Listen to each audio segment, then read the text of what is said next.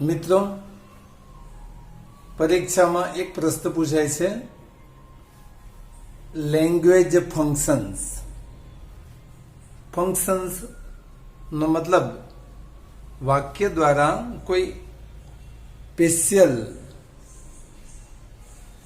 કાર્ય બતાવાતું હોય. અહીંયા લેંગ્વેજ ફંક્શન પહેલું લીધું છે, શોવિંગ અથવા તો એક્સપ્રેસિંગ રિઝલ્ટ. આપણે વાક્ય પૂરું કરવાનું જે આવે છે એના અંતર્ગત, કમ્પ્લીટ ધ સેન્ટેન્સ અંતર્ગત છે, આપણને રિઝલ્ટ બતાવતું હોય અથવા તો રિઝલ્ટ વ્યક્ત કરતું હોય એવું છે લેંગ્વેજ ફંક્શન. એની ચર્ચા કરીશું.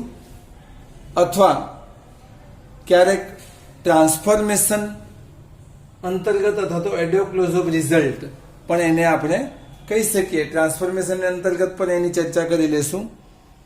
તો અહીંયા જુદા જુદા ઉદાહરણોના આધારે આપણે એની ચર્ચા કરીએ અને જોઈએ.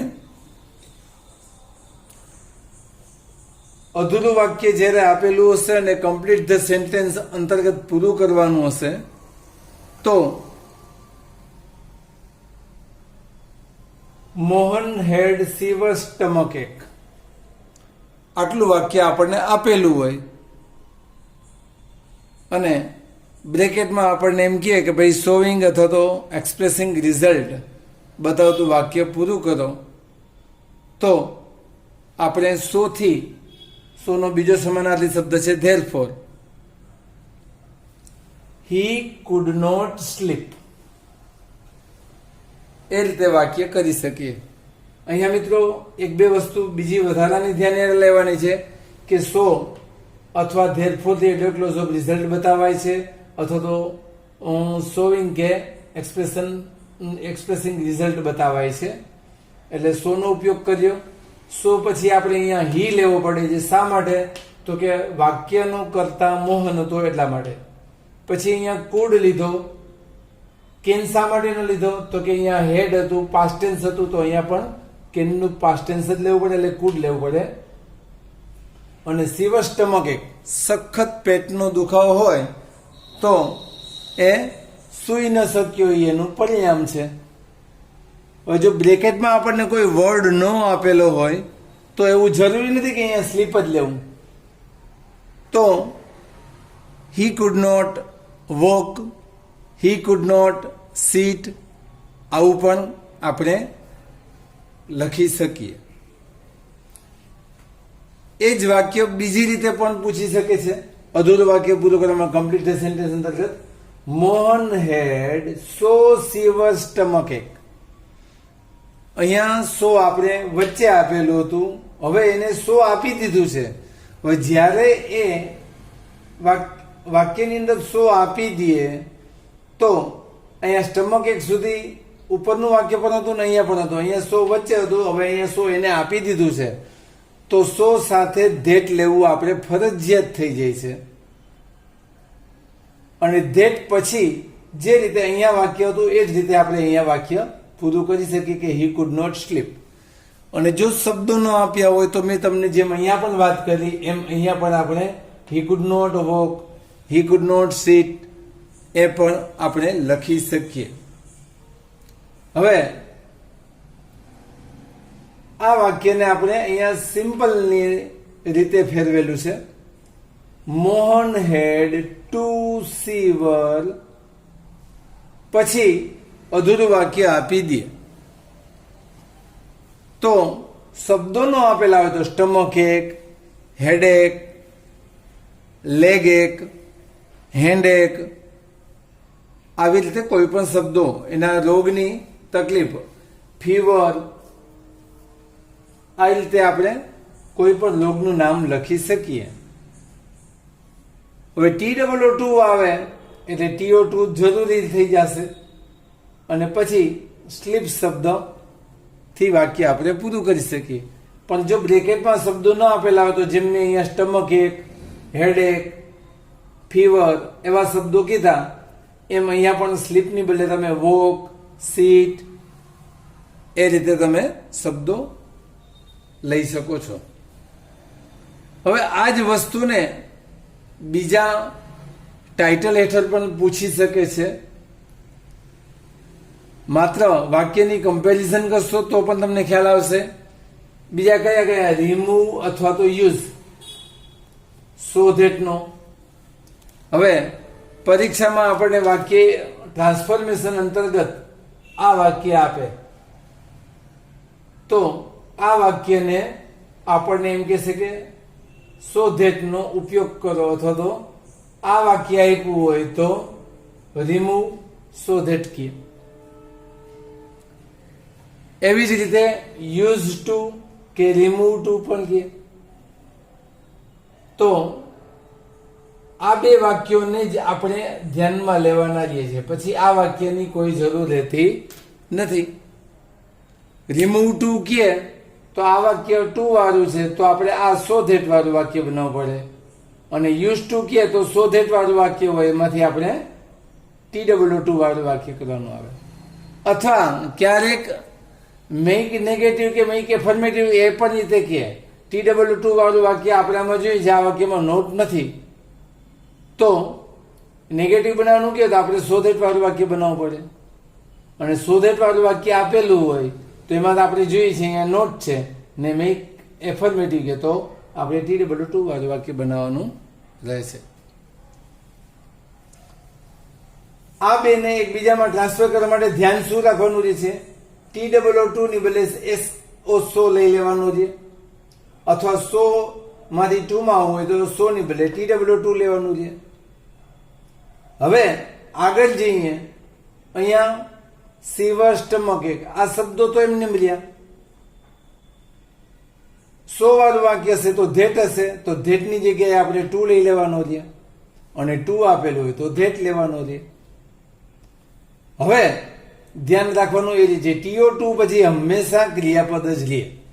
તો આ વાક્યમાં ધેટ વાળા વાક્યમાંથી હી કુડ નોટ આ શબ્દોની જરૂર નથી, સીધું સ્લીપથી જોડી શકો છો. અને એનાથી ઉલટું કે આ વાક્યમાંથી આપણે આમાં જઈએ તો ધેટ પછીનો નિયમ છે કે નામ કે સર્વનામ કર્તા તરીકે જોશે, પછી જરૂર હોય એ પ્રમાણે છે વર્બની જરૂર છે. અહીંયા ધેટ પછી આપણે છે ઓક્ઝિલરી વર્બ કુડની જરૂર પડી, એટલે કુડ. અને TW2 છે એ નેગેટિવ પાર્ટ બતાવે છે, એટલે આપણે અહીંયા નોટ ઉમેરીશું અને પછી સ્લીપથી વાક્ય પૂરું કરીશું. હવે બીજું વાક્ય જોઈએ. હવે he is not too dull. આ TW2 એની પહેલા આપણે અહીંયા નોટ વાપરેલું છે, ખાસ ધ્યાન લેજો. To answer this question. તો આ વાક્ય તો નેગેટિવ છે જ, એટલે આપણને મેક ઇટ એફર્મેટિવ કહેશે નહીં. અને મેક ઇટ એફર્મેટિવ કે તો આપણે અહીંયાથી તો નોટ દૂર કરવો પડે, તો અહીંયાથી પણ નોટ દૂર થાય, અને ડલનું પાછું વિરોધી લેવું પડે. એટલે આને નેગેટિવ કરવાનું ન કહે, પણ રિમૂવ ટુ અથવા તો યુઝ ટુ નો ઉપયોગનું કહી શકે, અથવા રિમૂવ સો ધેટ કે યુઝ સો ધેટ નું કહી શકે. તો જે રીતે આપણે અહીંયા જ સો ધેટ ની રચના કરી હતી એ જ રીતે હી ઇઝ નોટ એ તો એમને રહેશે TW2 ની બદલે સો, ડલ નું ડલ, TO2 ની બદલે ધેટ લીધું. ધેટ પછી આપણે વાક્યની શરૂઆતમાં કરતા તો હી, એટલે આપણે કરતા તરીકે હી લીધો. હવે અહીંયા કેન લીધું, કારણ કે અહીંયા પ્રેઝન્ટ ટેન્સ નું ટુ બી છે, એટલે આપણે અહીંયા કેન લેવું પડે. અહીંયા પાસ્ટ ટેન્સ નું હતું વર્બ, એટલે આપણે અહીંયા કુડ લેવું પડ્યું હતું. તો હી કેન નોટ કર્યા પછી આન્સર ધીસ ક્વેશ્ચન છે એ પાર્ટમાં પાછળ જોડાઈ જશે.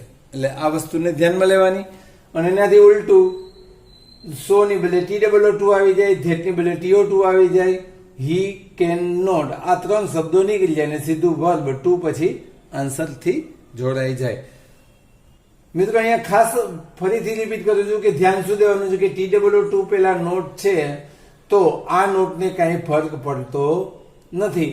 અને આ વાક્યને આ સૂચના લાગુ પડે નહીં. મેક નેગેટિવ કે એફર્મેટિવ આ સૂચના લાગુ ન પડે, કારણ કે વાક્યમાં નોટ આપેલું જ છે અને અહીંયા પણ આપણે નોટની જરૂર લઈએ છીએ. પછીનું વાક્ય જોઈએ, અલગ રચના છે.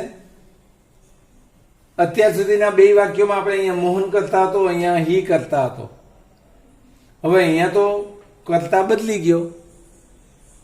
Corona is too infectious for us to go out freely.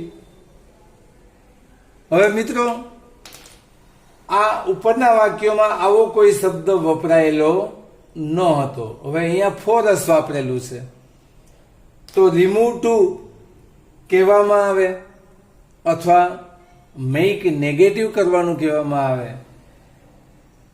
અથવા યુઝ સો ધેટ કરવાનું કહેવામાં આવે, તો આપણે શું કરીશું? TOO ની બદલે તો આપણે વાત થઈ એમ સો જ આવશે.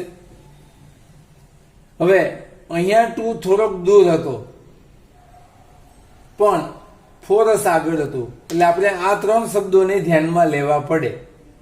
ફોરસ છે એને આપણે થોડાક દૂર ખસેડીશું અને TO2 ને આમ બાજુ લઈશું, તો TO2 ને આપણે આગળ લઈએ એટલે ધેટ, અને ફોરસને એના પછી લેવું પડે. ફોર નીકળી જશે, અસનો કરતા બને વી.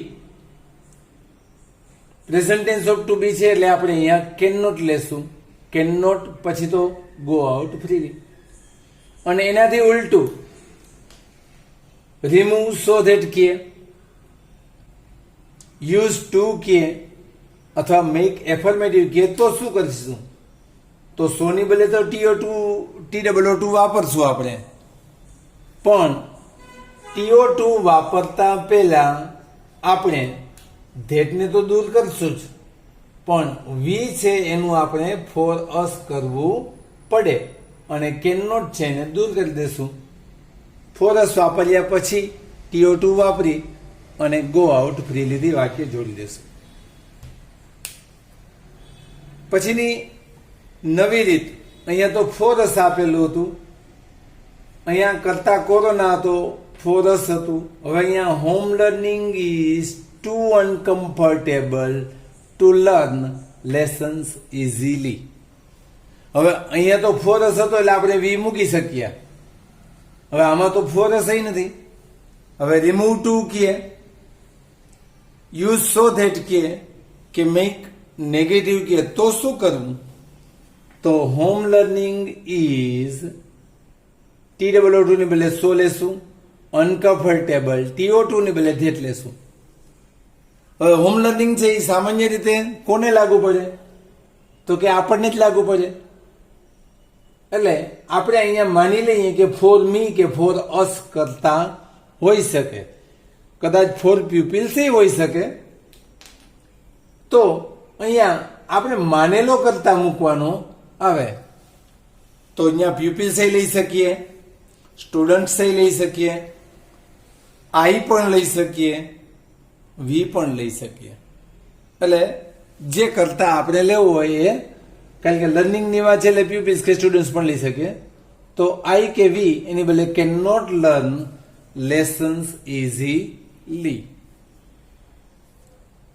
હવે આમાં આઈ કે વી કે પ્યુપિલ્સ નથી આપેલા મૂળ વાક્યમાં અને આપણને આ વાક્ય આપેલું હોય હોમ લર્નિંગ વાળું, સો ધેટ વાળું, તો રિમૂવ સો ધેટ કીએ, મેક એફર્મેટિવ કીએ કે યુઝ ટુ કીએ. તો અહીંયા શું કરવાનું? સો ની બદલે તો TOO વાપરી લીધું, અનકમ્ફર્ટેબલ એ વાપરી લીધું, ધેટની બદલે આપણે ટુ પણ વાપરી લીધો. હવે અહીંયા ફોર પ્યુપિલ્સ, અહીંયા પ્યુપિલ્સ કરતા લીધો તો આપણે અહીંયા ફોર પ્યુપિલ્સ મૂકી શકીએ ખરા. અહીંયા સ્ટુડન્ટ્સ કરતા મૂકેલો હોય તો TO2 ની પહેલા ફોર સ્ટુડન્ટ્સ એ કરી શકીએ. અહીંયા આઈ આપેલો હોય તો આઈ ની પહેલા આપણે ફોર મી પણ કરી શકીએ, અને અહીંયા વી આપેલો હોય તો ફોર અસ પણ લખી શકીએ. એક બીજી રચના પણ એની કરી શકીએ. આપણને માની લ્યો કે કોઈ કરતા તરીકે યાદ આવતું નથી, તો એની પેસિવ રચના પણ કરી શકીએ છીએ. Home learning is so uncomfortable. TOO ની બદલે તો સો લીધું, અનકમ્ફર્ટેબલ પણ લીધું, TO2 ની બદલે ધેટ લીધો. હવે આ વાક્યની અંદર આપણે જોઈએ છીએ લેસન શબ્દ ઓબ્જેક્ટ છે. ઓબ્જેક્ટને આપણે આગળ લઈ જઈએ તો અહીંયા ધેટ પછી ઓબ્જેક્ટ આગળ આવી ગયું એટલે આ વાક્યનો એ કર્તા બની ગયો. પ્રેઝન્ટ ટેન્સ ઓફ ટુ બી છે એટલે કેન નોટ નો ઉપયોગ કરીશું જ. કેન નોટ પણ લીધું, પણ લેસન છે એને પોતાને નથી શીખવાનું એટલે આપણે પેસિવ રચના કરવા માટે બી નો ઉપયોગ કરીશું. બી એટલા માટે કે આગળ ઓક્ઝિલરી છે, ઓક્ઝિલરી વાળા વાક્યનું પેસિવ કરવું હોય તો બી મૂકવું પડે. અને પછી લર્ન્ટ છે એનું past participle, learnt past participle તરીકે વાપરી અને વાક્ય પૂરું કરીશું. અને જો આ વાક્ય આપેલું હોય અને TOO માં ફેરવવું હોય તો સો અનકમ્ફર્ટેબલ ધેટ સુધી તો આપણે ખ્યાલ છે. સો ની બદલે TOO, અનકમ્ફર્ટેબલ પણ એમ નંબર છે, ધેટ ની બદલે ટુ. હવે TO2 પછી આપણે યાદ રાખવાનું કે લર્ન્ટ શબ્દ અહીંયા ભૂતકૃતન છે, TO2 પછી મૂળ ક્રિયાપદ આવે એટલે લર્ન લેશું. અને લેસન શબ્દ છે એ શું છે? આ જ વાક્યની અંદર સબ્જેક્ટ તરીકે છે એને આપણે અહીંયા ઓબ્જેક્ટ તરીકે ફેરવી દેવાનું લે. હવે TOO ની એક છેલ્લી રચના જોઈ લઈએ આપણે. અત્યાર સુધીના વાક્યમાં કરતા પણ પાછી થોડીક જુદી. TOO વાળા વાક્યમાં અત્યાર સુધી એક અહીંયા નોટ હતું અને પાછું અહીંયા પણ નોટ છે, પણ આ બંને વાક્યમાં નોટનો સ્થાનનો ફેર છે. TOO પહેલા નોટ હતું એટલે આપણે આ વાક્યમાં નોટ રહેવા દીધું, પાછળ નોટ ઉમેર્યું. હવે અહીંયા ધ્યાન એ રાખવાનું છે TOO પછી જે એડજેક્ટિવ છે એના પછી નોટ મૂકેલું છે. તો આ નોટ છે એ અહીંયા આવશે નહીં, એટલે આ વાક્યને આપણને મેક એફર્મેટિવ તરીકે પૂછી શકે. તો રોહન ઇઝ TOO ની બદલે સો સ્ટ્રોંગ. આ નોટ છે એ પણ દૂર થઈ જશે. TOO અને નોટ બેઝ સમાનાર્થી શબ્દો જેવા છે. TOO જાય એટલે નોટ પણ જાય, એટલે હવે આ વાક્યમાં નોટની જરૂર નથી. ધેટ TO2 ની બદલે that he can remove this heavy stone, એટલે આ વાક્યમાં નોટની જરૂર રહેશે નહીં. અને આ વાક્ય આપેલું હોય અને ટ્રાન્સફોર્મેશનમાં આપણને છે ફેરવાનો હોય તો સો ધેટ. હવે આ વાક્ય હોકાર છે એટલે નોટ ટુ કરીને આપણે વાક્ય પૂરું કરવાનું રહે. અને દરેક વાક્ય છે એ મોટે ભાગે આપણને અધૂરું વાક્ય પૂરું કરવાનું હોય તો Rohan is too strong, Rohan is so strong, આવી રીતે અધૂરું વાક્ય આપે છે. તો પાછળ આપણે એવું જરૂરી નથી કે અહીંયા આપેલા જ શબ્દો જરૂરી હોય. તો દાખલા તરીકે આપણે રોહન ઇઝ સો સ્ટ્રોંગ પછી આ ભાગ પૂરો કરવાનો ધેટ હી કેન, આ આપણા માટે ફરજિયાત થયું, પણ રિમૂવ ધીસ હેવી સ્ટોન એવું જરૂરી નથી. રિમૂવ ની બદલે લિફ્ટ ધીસ હેવી સ્ટોન પણ કહી શકીએ. લિફ્ટ ધીસ હેવી બેગ પણ કહી શકીએ. તો આવી રીતે આપણે આપણી કલ્પના અનુસાર છે પાછલો ભાગ જો શબ્દો ન આપેલા હોય તો પૂરો કરી શકીએ છીએ.